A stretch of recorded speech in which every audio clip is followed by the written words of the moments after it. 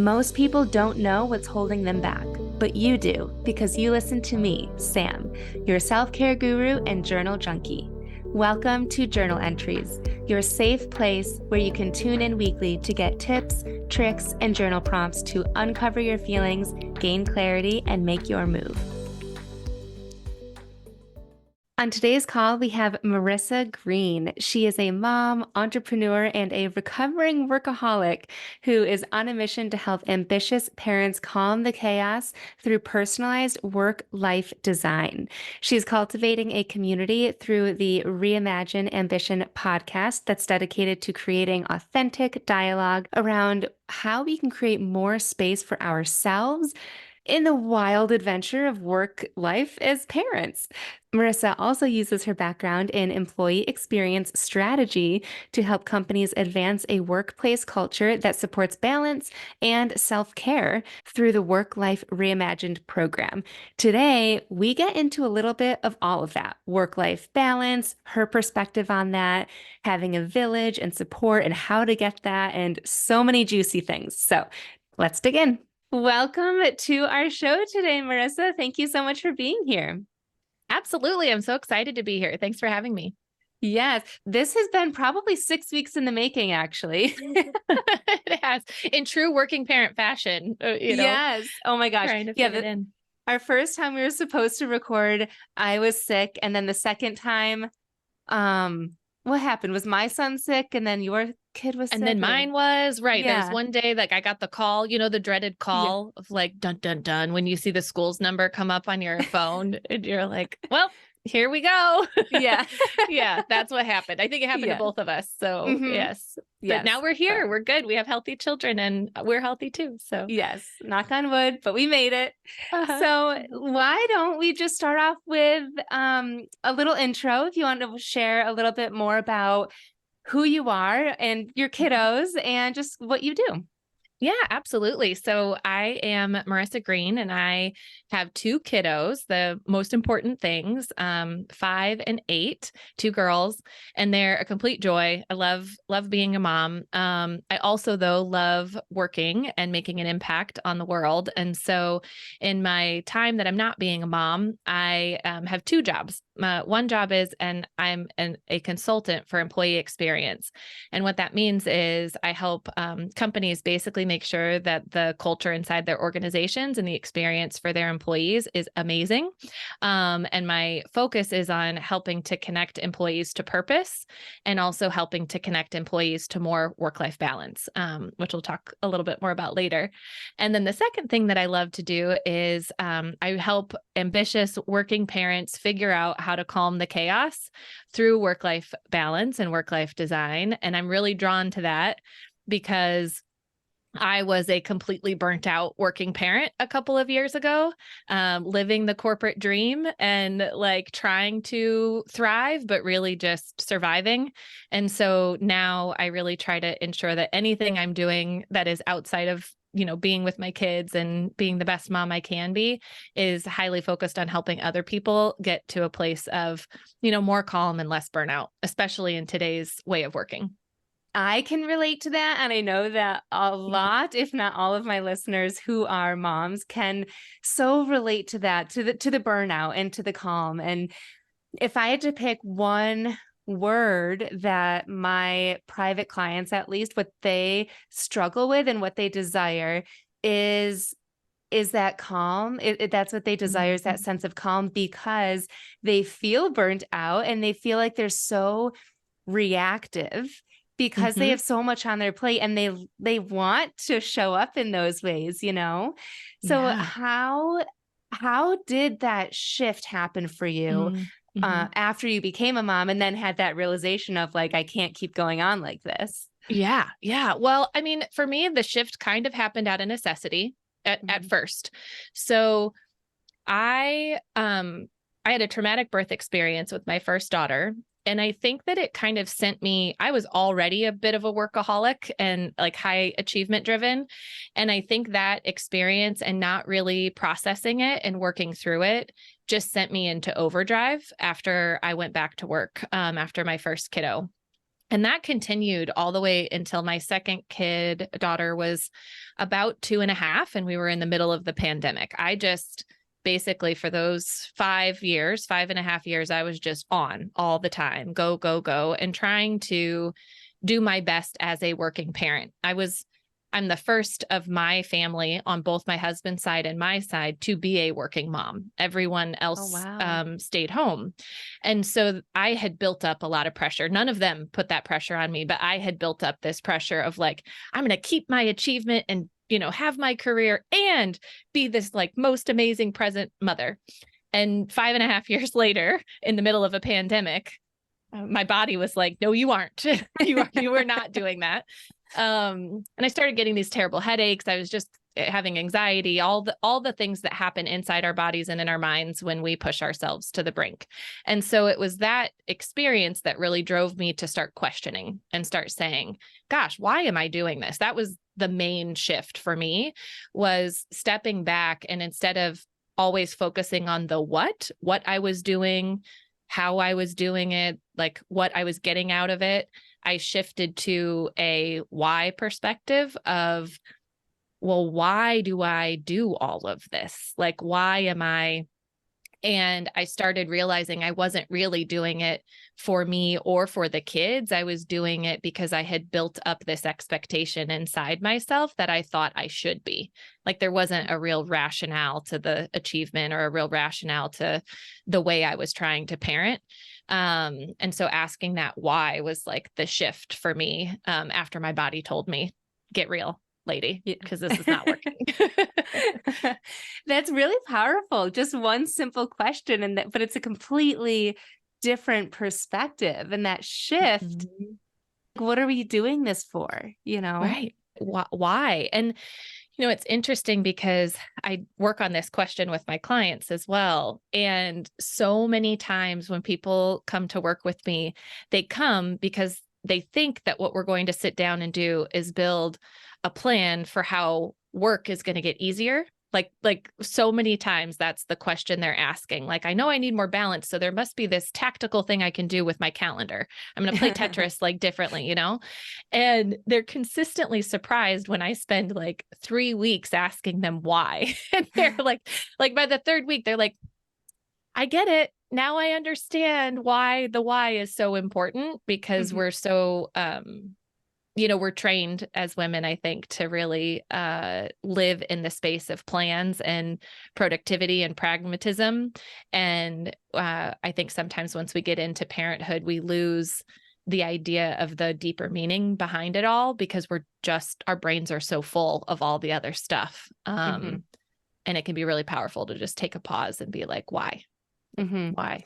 So, I just keep thinking of my twin sister right now because she has her first baby due in March.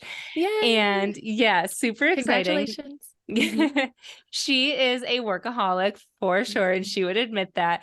And so I actually gifted her, when she found out that she was pregnant, I did just like a quick Google search, so no deep dive or anything, but I gifted her this book.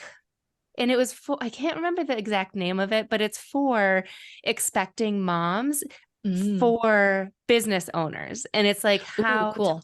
business. It was literally the only book that popped up.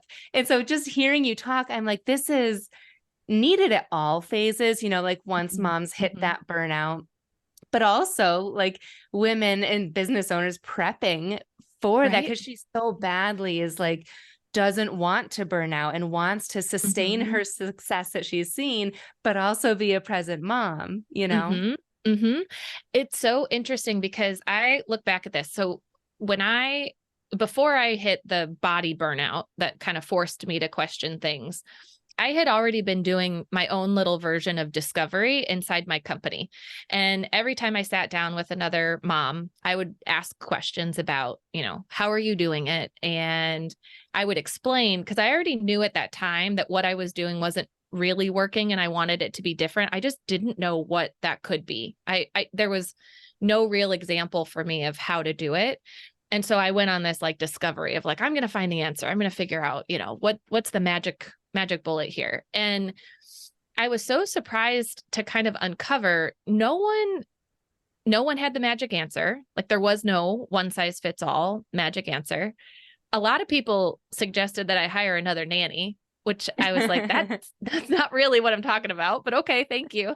A fine answer for other people, not the answer that I needed. Mhm. And so what I kind of realized is that it isn't so much about there being this magical answer or a recipe that works for everyone. It's about allowing ourselves the permission and the time and the space to truly design what does work for us.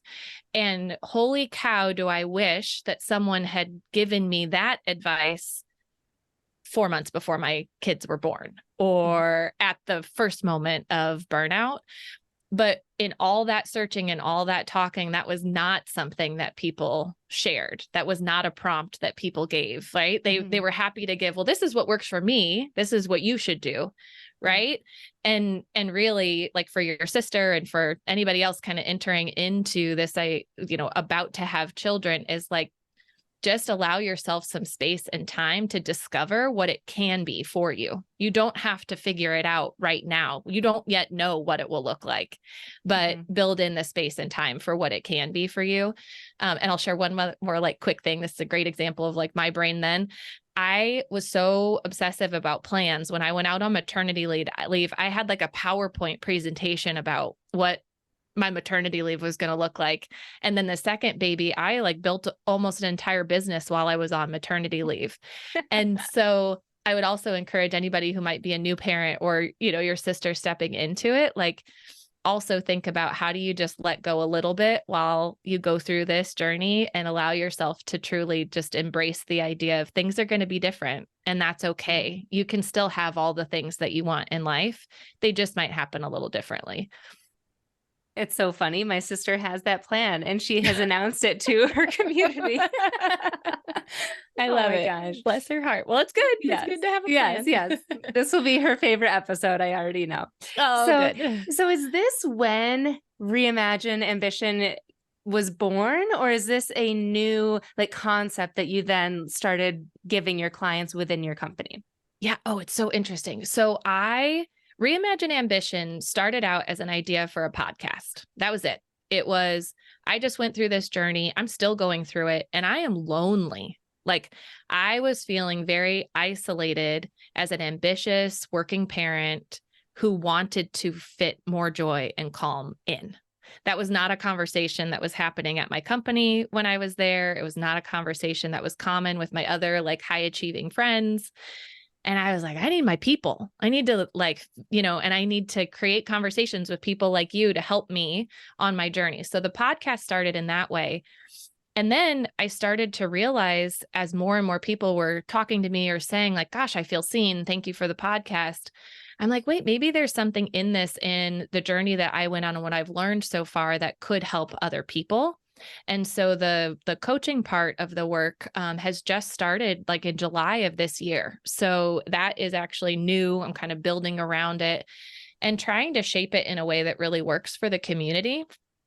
As you know, like as busy working parents, we don't have a lot of extra time for self-care. And a lot of us also, there's a hesitancy to like partner with someone to help us on that journey because of the mindset of like, I can do it all on my own, or I should be able to.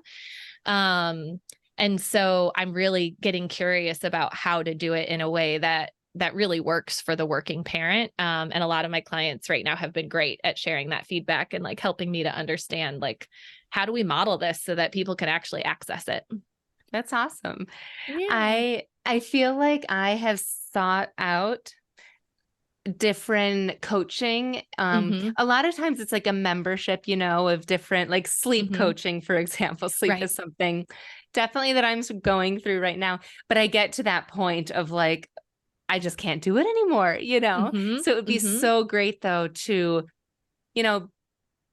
start a little bit before that so that you don't kind of like with the burnout, like not allowing ourselves to get in so deep and think that we can do it all, and to have a coach like you to like help design, before we even get to that point. Which brings me to my question. You've mentioned the word design a couple times. And I know that you've said like how so many women try to balance it all and like work Mhm. life balance with family and work and all of this. But your approach is different, right? Mhm. So, Mhm. so what is that approach? You've kind of hinted towards that. And are there any steps that you would suggest starting with to get there? Yeah. Oh, absolutely. Thank you for asking. So I get excited about this question because I love to say the frame. I think work-life balance is a joke. Like I don't think that the idea, and I think it's a joke because of the way that we depict it. So when I think about work-life balance, often the vision that comes up in my mind is this scale. And the only way to balance it is with some kind of perceived 50-50 split. And I can't really think of a two-way split in my life between anything that's 50-50, right? So my partner and I don't have a distinct 50-50 split between everything in the home. We don't have a distinct 50-50 split of everything with the kids. Work and life are not always this 50-50 balance.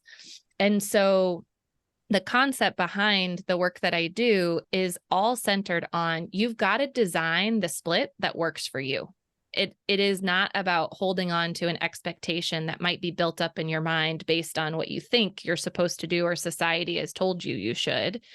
It's more sitting down and saying, what does it look like for me? What does it look like for our family? And what is realistic for this moment in time? Like, balance and the design of your work life is something that should change with every season of your child's growth, that should change with every ebb and flow of your work. Like there are some months where you might be all in and all on, and some months that you can just take a vacation and take a step back. It's really about being very intentional with how you design it and continuing to iterate on it. And what sits underneath that are two key things. So one is like really being in a true designer's mindset. And I say that like from a place of creativity. So often when we sit down to build a plan or to think about balance, we think about these very like practical things. Like I said, the Tetris of your calendar. And this is really about getting really creative to uncover what you desire and want it to be from a very creative space. Because when we can come at a problem creatively, we can be really innovative. It also helps us to build a more sustainable plan with habits that we can actually make changes with. If you do it all just based on like the tactics of moving the boxes around, it's likely that you're going to like avoid that box for yoga on Friday because something came up with work. Like you got to know that like deeper creative feeling behind it. And then also it's rooted in this concept. I study human-centered design for my consulting work. That's a methodology I apply at work. And all of a sudden I was like, oh my gosh, I should start applying this to my life. Like human-centered design with me at the center and my life at the center, not my work at the center.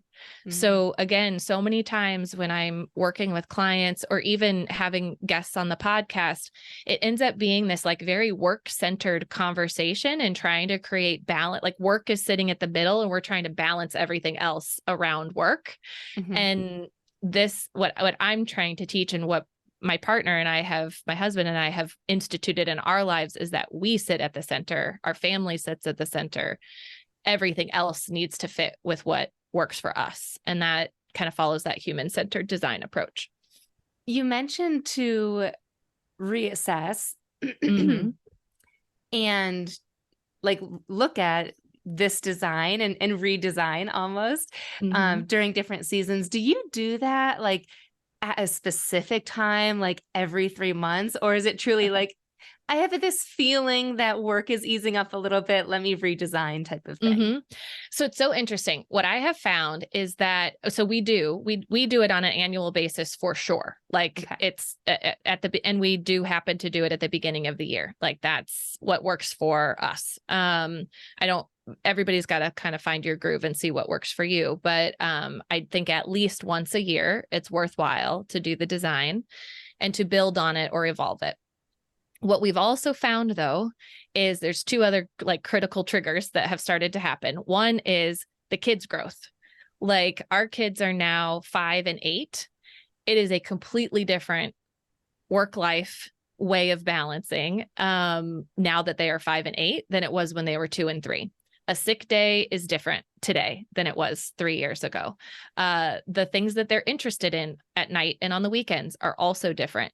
So aftercare options are completely different. And so we've found also that doing a design or even like a mini design at the beginning of the school year is super helpful, because you might think of new ideas that you didn't think of last year because they weren't ready for it. But now this year they're ready for it.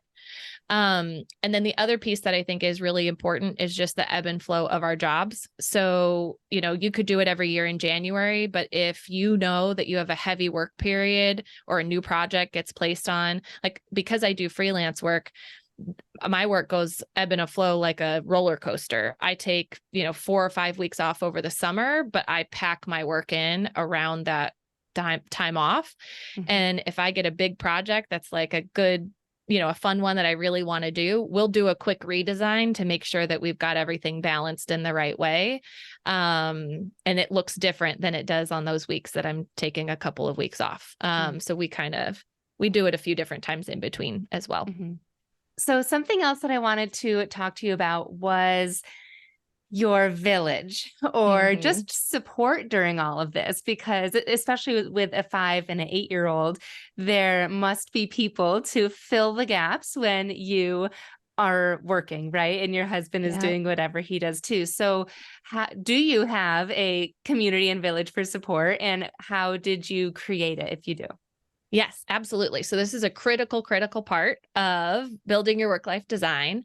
And one part is mental, and that is like being willing and ready to ask for help.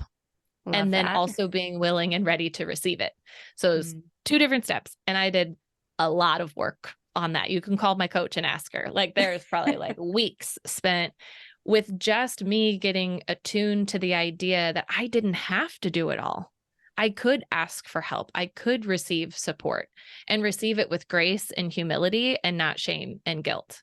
And so I think that's a really important part of building a village that you can truly count on, is that the village is really there for you, and it's okay to tap into it and work with your community to build the support that you need.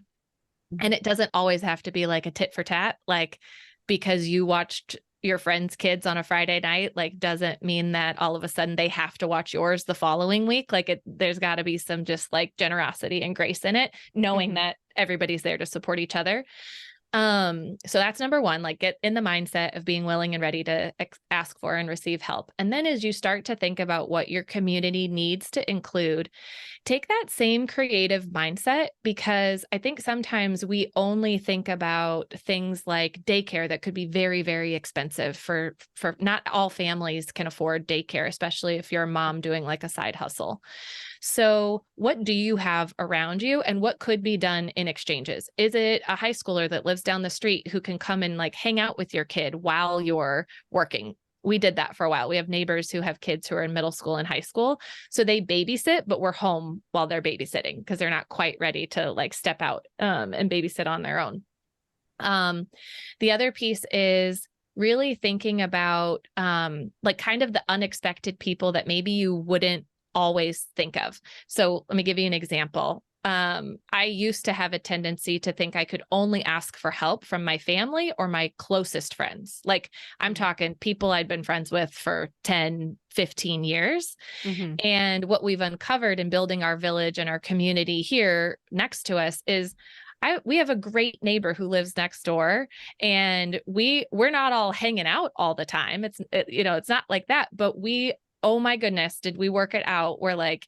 We're happy to take Nicola anytime they need help, and they're happy to take the kids anytime we need help. And, now we've structured it where the kid every other week on a Friday, each of us get a date night, because like our kids are going there on Friday, or he's coming here on a Friday. And that's unexpected. I wouldn't have like thought to design that, except to start having conversations about how we needed it, and we wanted to support each other in that way. And then the other piece I would say is you've got your village that's in proximity to you who can be that tangible helping hand. So whether it's a nanny, an aftercare program, a neighbor who's supporting you, the, teenage babysitter, whatever that might be, that's like your tangible, like, come and help me because I just need some time. Right. Mhm. Then there's the like emotional support village that we also really need. And we sometimes lose touch with or forget about when we get so caught up in the daily tasks and activities. And what I started to find was that I was really losing touch with some of my village that I had had pre-kids or at the beginning of kids. And I was missing a lot of those people, but I also was feeling a lot of guilt for having let the lag happen, right? For Mm. having like taken a step back or maybe not worked quite as hard because I just couldn't do it all. Mhm. And so if that's happening or something that you're feeling, I would also just say like one small conversation or one short text goes a long way to just start rebuilding those connections and be open and honest with those individuals and the people who fill your cup because they're going to understand. Like I have plenty of friends who I get ghosted from or like don't write me back. And then like a couple months later, they're like, oh, by the way, and whatever they had going on, I get, you know what I mean? Like we Yeah. understand each other. So it's like, don't hold on to that shame. Just go ahead and keep going. Like keep reaching out. And don't be afraid to tell them what you've got going on because they could really support you in ways that might be unexpected. I love that. I love how your approach to everything that we've talked about, there is a mental and emotional piece to it, not just like, the calendar piece to it and the asking for like filling in the gaps of support piece of it.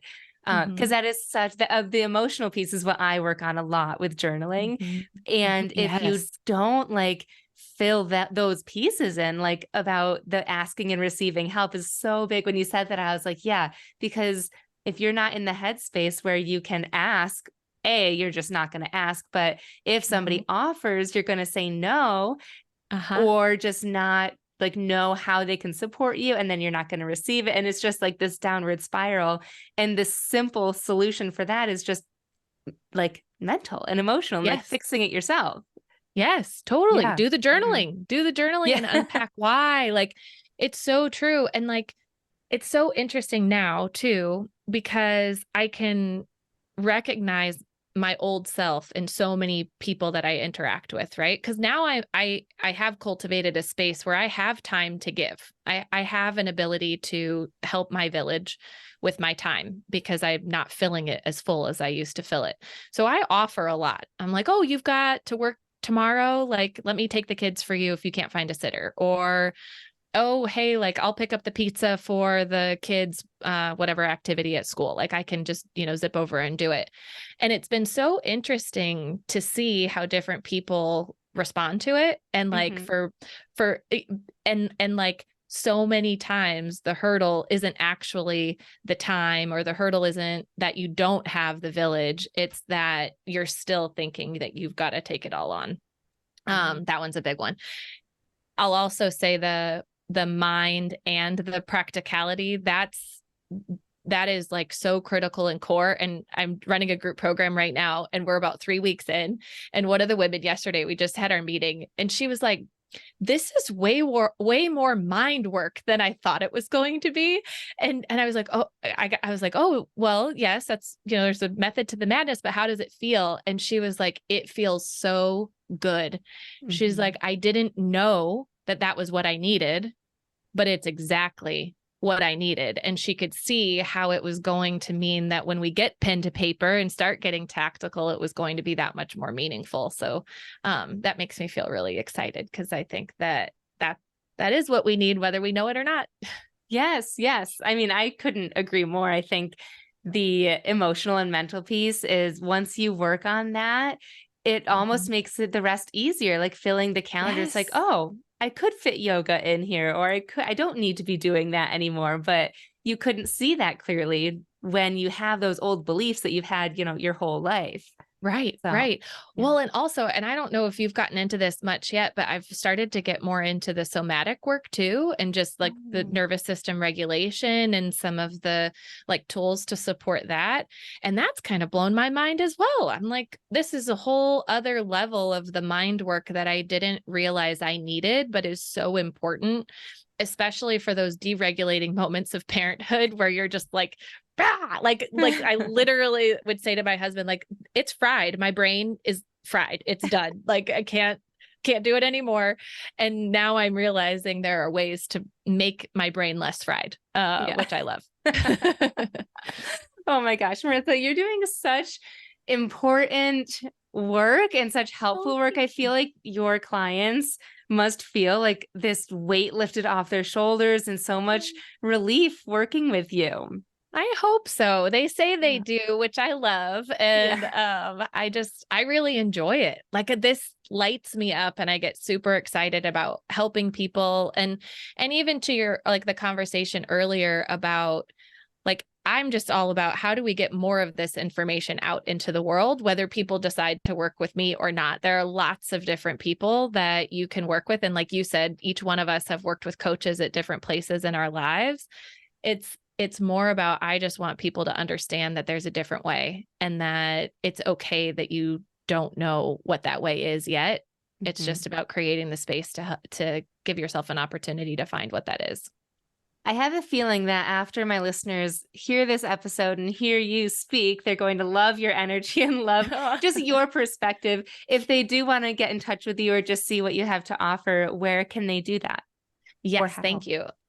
So you can go to reimagineambition.co is our website specifically for working parents. So that is everything you can find all our podcast episodes there. And you can also find information about working with me as a coach. I also have marissagreen.com, which is for anybody interested in the company side, the employee work that we do to support employees inside organizations as well. Excellent. Well, thank you so much Great. for being on with us today. I really appreciate it. Yeah, me too. Thanks, Samantha. Great to see you again. Thanks so much for tuning in to this week's journal entry.